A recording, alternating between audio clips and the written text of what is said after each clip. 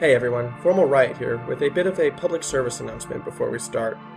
I know sometimes the world can seem a bit of a cold and harsh place, and how can it not when the only thing we compare it to really in this fandom is Equestria, essentially a utopia.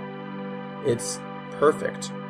And when you compare the two, sometimes, you can't help but feel that the world is not quite fit for living. It's a dark and horrible place, but I think what a lot of people do then is sort of adapt that defeatist attitude. So before we even begin, my challenge for all you listeners out there is to take what you like about Equestria and apply it to real life.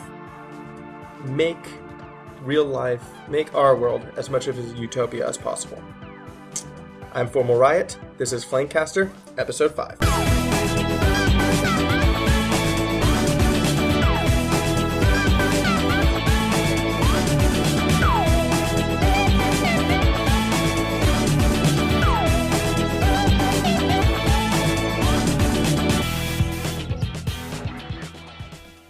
So hello everyone and welcome to the show. Once again, I am Formal Riot, and if you're listening to this, that means episode 4 has come and gone.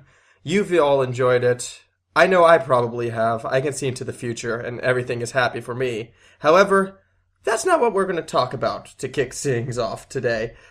Of course, I have some panelists. They're not as important as the Pinkie Pie episode. Panelists, that's your time to come in and stop me before I start ranting about how much I hate the pink one. You know, Formal, maybe you should learn to, love and tolerate Pinkie Pie. Love and tolerate that pretty pink pony that tries to bring joy to everyone around her. God, She's really not a bad pony, so I don't see what you have against her. Why should I have to tolerate her when it's quite evident that Ponyville hated her? Twilight even went on a murder spree. Oh. She killed a lot of Pinkies that day, my friends. Oh, to be fair, they weren't Pinkie Pie. Oh, sounds like our interviewee just made an appearance. the guest is making his opinion known. So Formal, who is this guest? Would you mind introducing him to us? Well, yep, okay, we'll briefly get into that. First of all, in case you didn't pick up, there's a Wolfie, there's a Hollow. Yay, no one cares about them. The real exciting news today is we have... You want to beg to differ? Yes, I will beg to differ. I'm awesome. Thank you. She didn't say you were awesome. Hollow isn't. I am. Oh, but fine. I see. Yes, okay, I see how it is. Oh, we are... this is great, heartfelt, let's make the world a better place intro, followed by let's just abuse the hell out of each other. Our guest today is subject number 2394. You may know him as the artist who drew that frickin' amazing picture from Background Pony. Thank you. Now, seriously, I love that picture. It was featured on EQD. He has a lot of, other amazing art, which I'm sure all of you has recognized. Links will be down below if you don't see him, but as a stands subject, welcome to the show. It's a pleasure to be here. As you can see, we kind of ripped off that Background Pony picture and put Mally there with a very terrible background drawn by yours truly. Aw, don't be so harsh on yourself. It's a good picture. I like it. But, it has nothing on the original. I just want to say, I'm really excited to get yet another Brisbane native on the show. This is 2 in a row. Brisbane, represent. Yes, I remember listening to the other one. Yeah, Kibbles, another Brisbane native. It's just all of the creativity in Australia, I think, stems from this city. You sure about that, bro? Now, I know I'm the only cast member from Brisbane, so I could see how saying this could perhaps bring, a little bit of angst and animosity in my direction. Yes, thank you. I'm going to lock it in and say that's my final answer. You keep believing that, Formal. Every day of my life. Anyway, so I don't get it. We have probably the guest I'm most excited about bringing onto the show to date here, and we haven't even gotten into the questions yet. So let's just dive right in. Subject, straight up, how did you get into drawing pony art? I've been drawing art kind of on and off for quite a few years.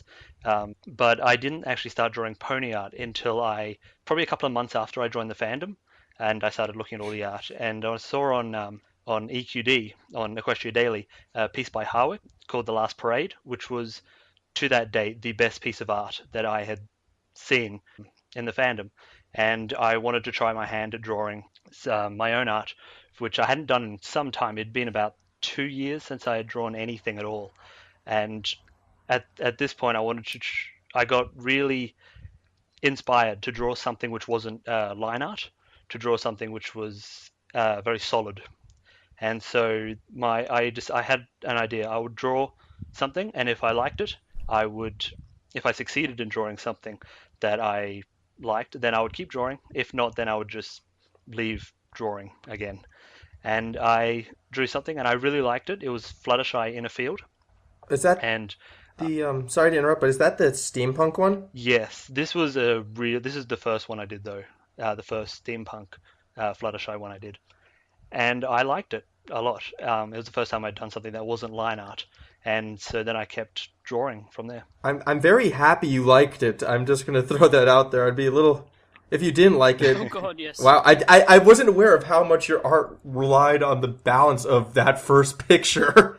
It was all or nothing. Yeah, all or nothing. Well, came through, so huzzah If you didn't for that. like it, you wouldn't be doing the art you did today. Pretty much. No, would have gone on to doing something else. I'm curious, actually. I'm a little curious, actually, what you would have gone off to, though. Yeah, really, art has pretty much been the only creative outlet that I've had. I'm never good with music or writing or anything, so I'm not even sure if I would be doing anything creative. Probably just interacting with the community like I am now. Interacting with the community can be creative in its own right. You certainly meet a lot of interesting individuals, and how you navigate through them can be its own sense of creative art. Trying to put a positive spin here.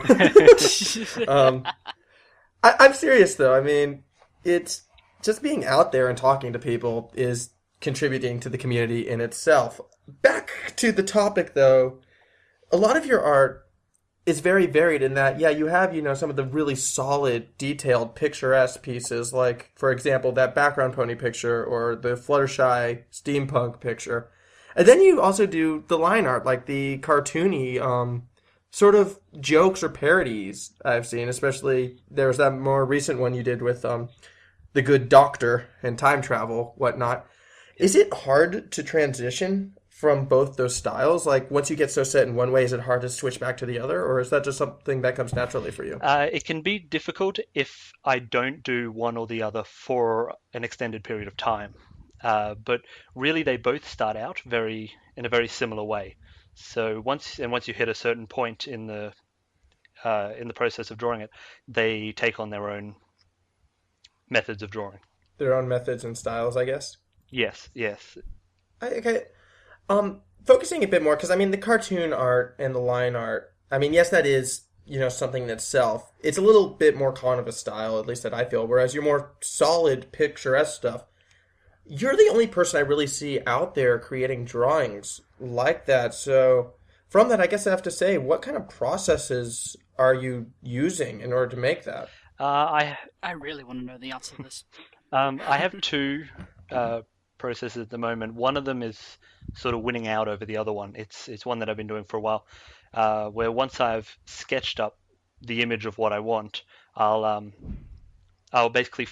create line art of most of the scene, and then I'll fill that in, and then from there I can just paint onto those shapes. The background pony picture, which we pointed out before, is actually done differently. I didn't do that with that one. Instead, I just painted straight onto the sketch without creating line art first. And it's one that I like doing because it was very flexible. But the other one that I do, where I fill in the line art first and then draw onto that, is also one that I'm more comfortable with. It's one that I'm still probably going to keep using. And so then once everything that's in the picture, that's the focus of the picture, is finished, I can move on to the other things, which is always going to be the same, which is color correction and detail work. Sorry for butting in here and asking my own question. As a fellow artist, I'm kind of curious, how long on average do you reckon it takes for you to draw one of those really detailed, awesome pictures? It can take anywhere from 2 days is probably the minimum I've spent on one, but that was quite a small picture. For the larger ones, such as that Lyra piece, it can take about a week. Going on with that, I think Wow. a little fun tidbit that you released before that I picked up just in past discussions with you is you always like to finish with the eyes. It's something you leave the eyes for last. Is there a particular reason for that? The reason for that is a lot of the lighting and the shading for the eyes relies on the environment around it. And so once you've got everything else worked out, you can then focus on what the eyes will look like, and they'll look a lot more natural in whatever scene they're in. That being said, I also leave them to the last because I am terrible at eyes. And I like to have as much time as I can to just focus on them. I do appreciate, though, another thing that maybe you didn't notice. When you showed the Lyra picture before when it was being done and everything was there except for the eyes, you do get, like, those creepy zombie pony pictures then. Like, I do hope you actually keep copies of all the ones without the eyes for that reason. Zombie ponies! Yes, while I'm making them. I actually would like to see, a collection of all those come out, I guess. Zombified, that would be pretty... I have many copies of every I need picture, this. and there's a lot of them. That'd be a dark turn, but as it goes, as we've established in the past, I like a little bit of grimdark everywhere. Ooh, we haven't mentioned this almost every episode. No, continuing onwards. Yes. I guess, so, going back to that Lyra picture in itself, it was featured in EQD, front page atop of Draw Friend, like #1 top picture. In my mind, at least, I think for a lot of people, it has become the image associated with Background Pony, besides maybe the one that's actually next to the story itself. What is the feeling like to get that sort of recognition for your work? It's definitely not something I ever expected. I'm absolutely thrilled with how well the picture was received. Even the creator himself, the creator of Background Pony himself, really liked it. Cool. So, which is definitely, I guess, a bit humbling. yes, it is. That's the word. Yes. I envy you and your skill. I think we all do. I don't even Teach me your ways, master. I don't even draw really, and I envy that skill. So I don't know, and from that as well, like that picture, as well as some of your other comics, really have opened you up to a large viewer base. And the more you get features, obviously, the larger that gets. And being an artist, I'm sure you're bombarded all the times with requests of draw my OC, draw my OC, draw my OC. I'm kind of curious, what was the strangest request you've ever gotten? To be honest, I haven't been bombarded by OC requests. A couple of times, yes, I've had people ask. But the strangest request wasn't actually a request for a picture. It was actually for a single frame from one of my comics to be blown up to wallpaper size, which I thought was going to be easy at first, but because it was made at very low resolution, it took a lot of work to get it up to a better standard, a better resolution for them to use. Which frame was that? It would have been the last frame on Wrong Trajectory. I can't remember what it's called now. Okay. Is that the one where Dr. Hoof comes out of the TARDIS and is just like... No, that is... Oh, it's Error in Trajectory. It's the one where Derpy sends the wrong coordinates for the water that they're going to be sending to Cloudsdale, and instead they send all the water to Canterlot, where it unfortunately lands on Princess Celestia having her lunch. Yes. I remember that one now. That would be kind of an odd request, though, to have that image blown up. Personally, I was kind of hoping my request would have been at least in the running, but well. So I guess going from there, just wrap things up a bit. What is in the future? Like, do you have any big plans in store, any projects, or just playing it by ear? Mostly it'll be the same thing that I've always done, which is most of what I did throughout Season 2 was weekly comics for each and every episode, starting from the Luna one. From there, I kept making comics for every episode, and I'm hoping to continue that with Season 3. I've been a bit slack for this current episode. I haven't put anything out for that one, but I'm hoping to next week, as well as one for this upcoming episode, as well as continuing with the more detailed sort of pictures. And I'm also started up about a month ago a Tumblr sort of blog, which has a bit of a backstory and story to it, which I'm hoping I can continue. Hint, hint, by the way, to all of our listeners out there, a link to Subject's Tumblr in the description below. So check it out, give him some support, ask him a question maybe. Are you going to be doing those ask, questions, or is it I have a personal Tumblr which I won't be doing ask or anything like that. For the other Tumblr, the project one, it's not necessarily an ask blog, but it does take suggestions Okay. Of what might happen in the story.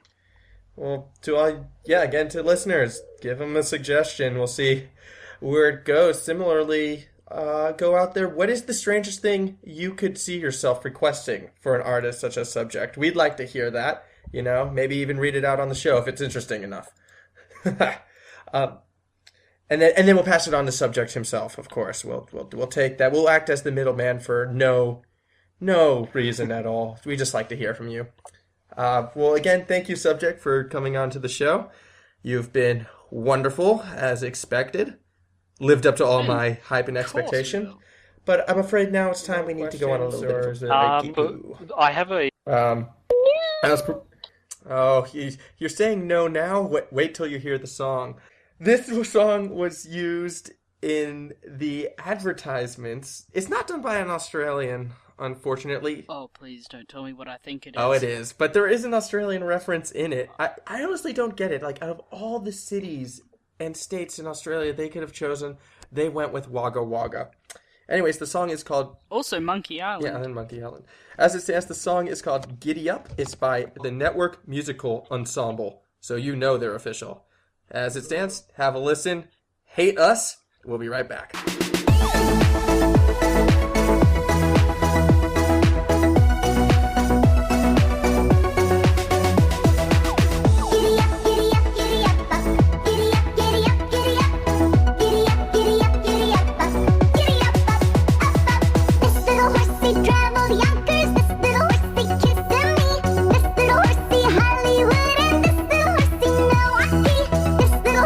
Traveled Hershey, this little horsey San Antone.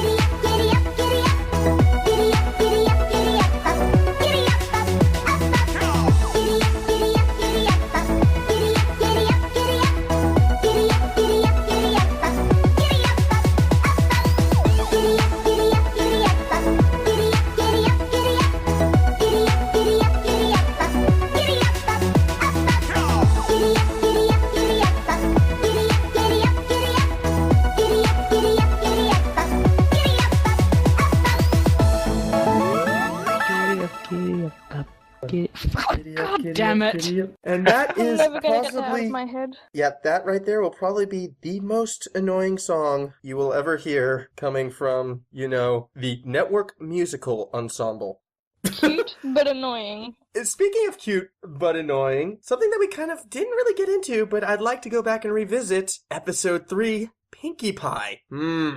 So, that episode, obviously we all have opinions on it that are varied. I myself am a little mixed of horrified and traumatized, the middle ground there. But let's go through it. What does everyone else think? I thought it was really awesome and didn't really have that much of a problem with the clone massacre until I read a particular fanfic.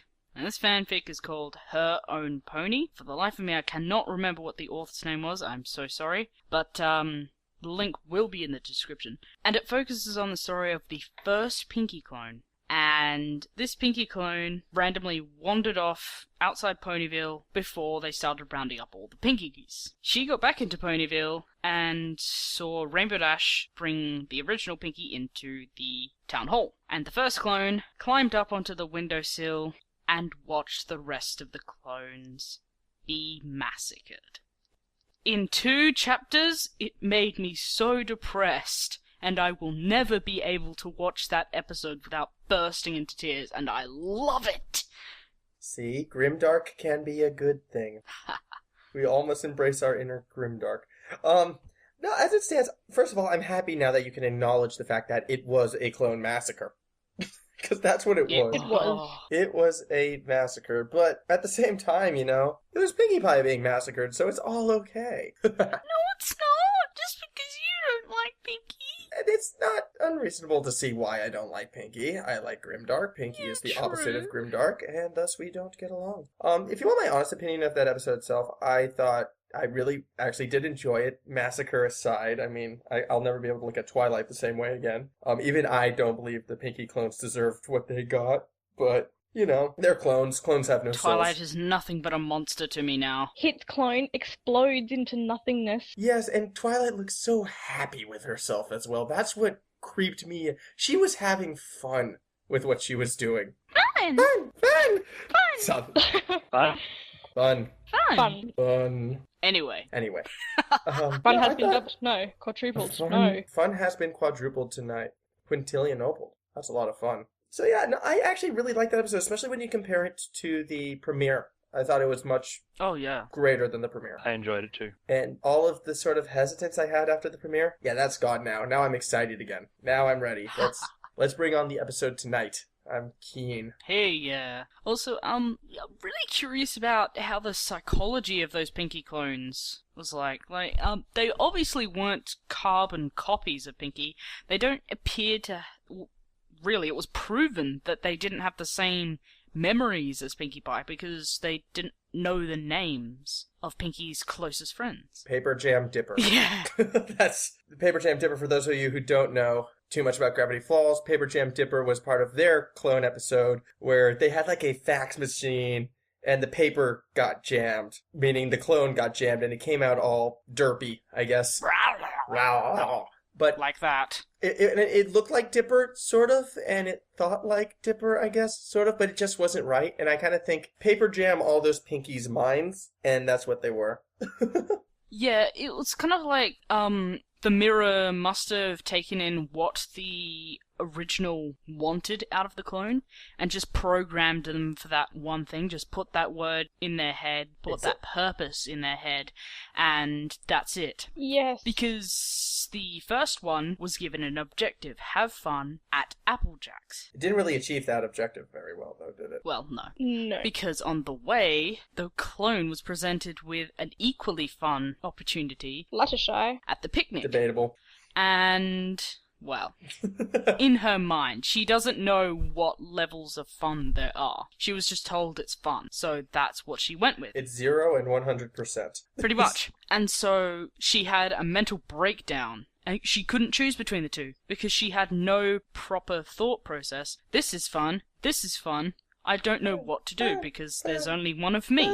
Yeah, I exactly. I think that's probably I can accept that as headcanon. Just bringing it back, I guess, even a little further. Two things about that episode, which I'm surprised haven't been picked up that much yet by the fandom, is Pinky's knowledge of the well itself. I don't know how many listeners out there are familiar with the Friendship is Witchcraft series, but that falls right into play with Gypsy Pie. Oh god, yeah. Like, right along in the... It does. That was my first thought process when that happened. And on that vein... Also... Yeah, sorry. She mentioned Nanopie, or Nanopinky, I can't remember which one it was, but she was mentioned again. I so hope at some point there's going to be an episode in which they go into detail about Granny Pie? Granny Pie. Yeah, I do. That'd be Yes. a fun episode. That would be a fun one. It would. Because I could imagine Granny Pie being even more, like, eccentric than Granny Smith. Oh god. But that being said, that was one point. The other thing to notice, and this is probably my only real criticism with the episode itself, and it's such a nitpicky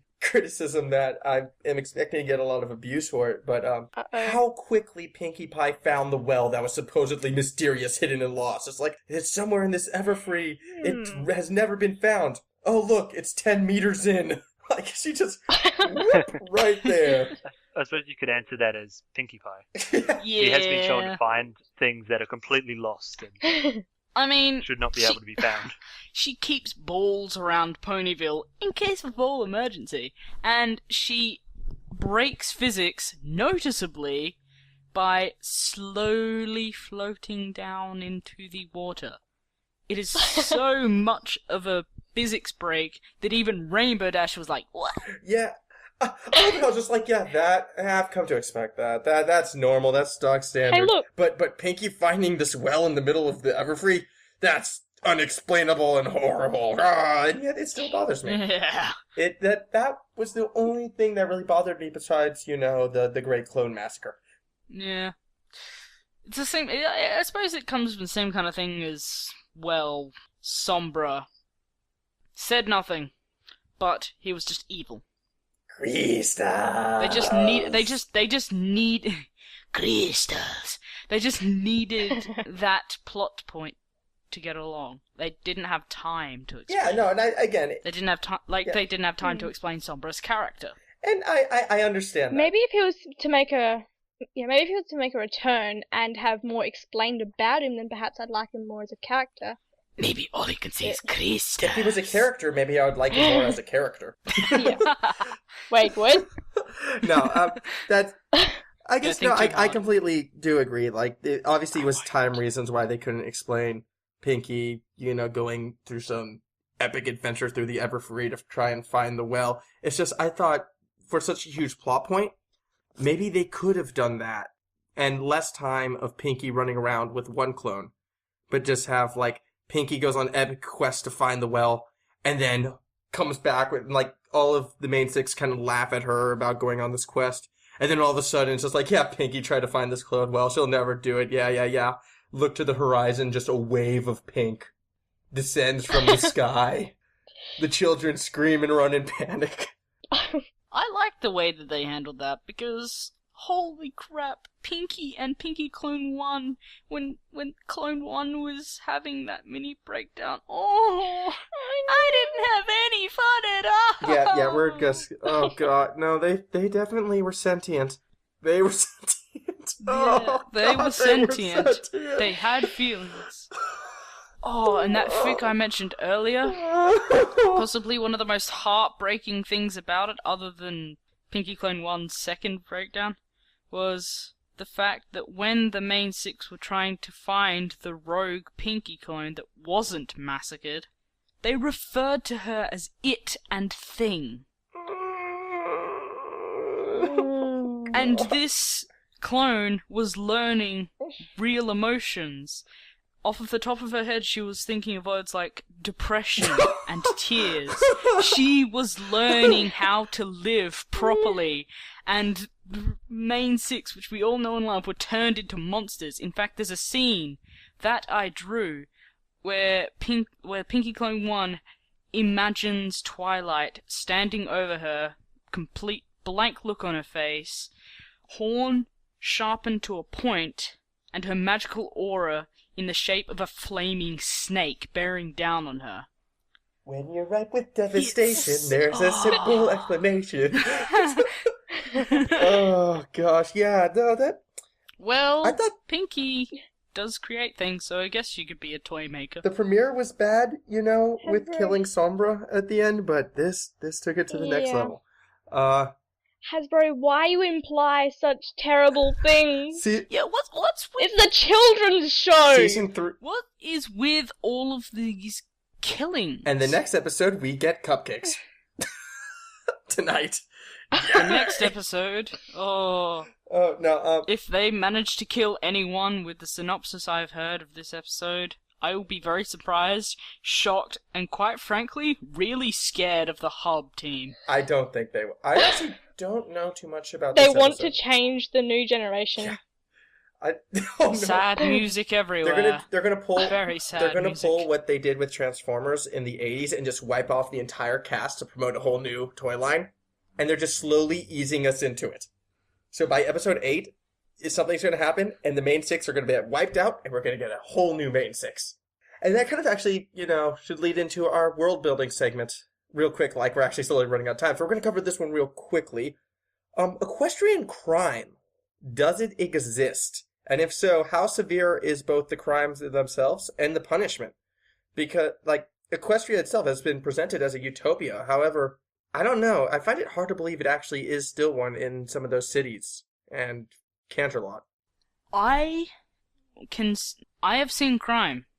We have all seen crime. Gilda? The Fluttershy episode in season 2. Extortion, sort of.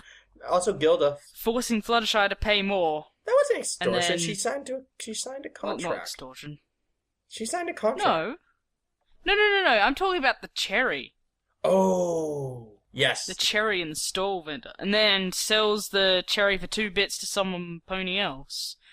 Yeah, that guy. That is a crime. That guy was a dick. And also, I was just thinking back, Gilda. Theft. Yes. So crime does Gilda exist. theft. And I was kind of wondering, what exactly It would the very much exists. What would the punishment be? In a... 1,000 Years Moon. 1,000 years moon! No trial! Dungeon! Come on! 7 years! No trial! Unacceptable! Oh god, I can't do that at all. No, you can't. That was terrible. I'll leave all the voice work to Wolfie. You can do it all. Okay. Nope. Nope. No, god, nope. Bad. I don't know his voice. I don't... That voice is hard to do, but yeah. I guess you could call the moon extreme punishment, but I don't know. I actually have a little bit of headcanon theory that Canterlot itself is laden with crime, considering how, like, every second citizen in the background happens to be a guard. Yeah. Like, the guard-to-citizen ratio is 1-to-1. Pretty much. So, yeah, I can't imagine that being a very safe place to live if they feel the need to amp that much security there. Seeing as how there's so many rich people, and they treat other ponies like crap, really, and we haven't really seen anything other than royalty, nobility, or just high-class citizens in Canterlot. But we have seen that one stallion in... We have seen that one stallion that Rarity knew from whenever it was. So there are obviously, like, lower-class citizens in Canterlot, and seeing, you know, how the high society Canterlot ponies treat others, it's probably very likely that the lower class would try to commit some sort of crime against the high class, or the higher class would try to screw over the lower class. Thug life in the Canterlot Yeah. slums. Pretty much. Oh god, that actually... Canterlot slums. I like that. Because, you know, you have that whole cliff. They live in the alleys. Well, not just the alleys. You know how there's that cliff where, like, and all the fancy buildings on the top, but then the slums are kind of on the side and inside the cliff where it's all, like, dark and damp and cavey. Yeah. Oh, headcanon. Yeah, I like Yep. that. I like that a lot. A subject. We should totally collaborate. That's, Let's make this a thing, man. I on the spot, people just Hey, can I join in? go for it. No. Everett, I don't I actually want to see art of this. That just came to me on the spot, and I can't draw for crap. But to any artists out there listening, have that be a little bit of a challenge for you. The Canterlot slums. You don't have to do what I said, obviously, but however you envision it, give it a little draw, send it in. I really want to see that because that entire notion has me titillated with excitement. Yeah, no, that. As it stands, unfortunately, for now, though, we are running out of time, sadly. So, from this point, we do have to say isn't fun our at all. goodbyes. If we could do it one at a time or together, I don't know. I'm just gonna have a little drink. You guys say goodbye how you like. Ignore me. Goodbye, everyone.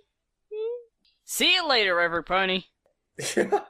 Yep. Well, short and sweet as it has been. Now, tonight's episode did feature Hollow Whispers. Wolfie, our guest today, was subject number 2394. Once again, a huge thank you to him for coming on our show and sharing a little bit of his trade secrets and whatnot, although not secret anymore. I wrote them all down on my pad and pen.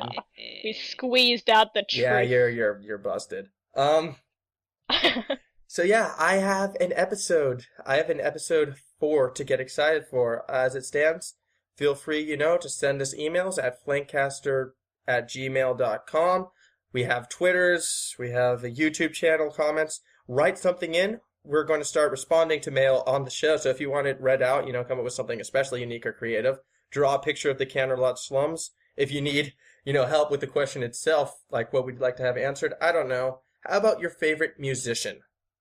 A little bit of a hint. Also, send us pictures of your cats. Yes, that too. We like some cats. They're adorable. We like some cats, because, anyways, that was a little bit of a hint for who we have next episode. It is a big one. I promise you that. Our next episode, it's going to be a big one. So once again, thank you all. It's been Formal Riot. Good day, good evening, good night.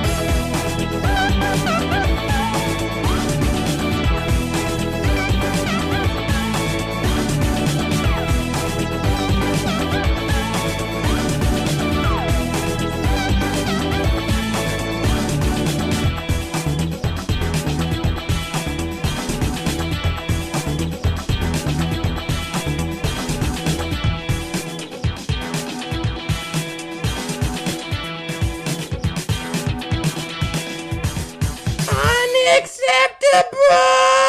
Oh god, I can't do that at all.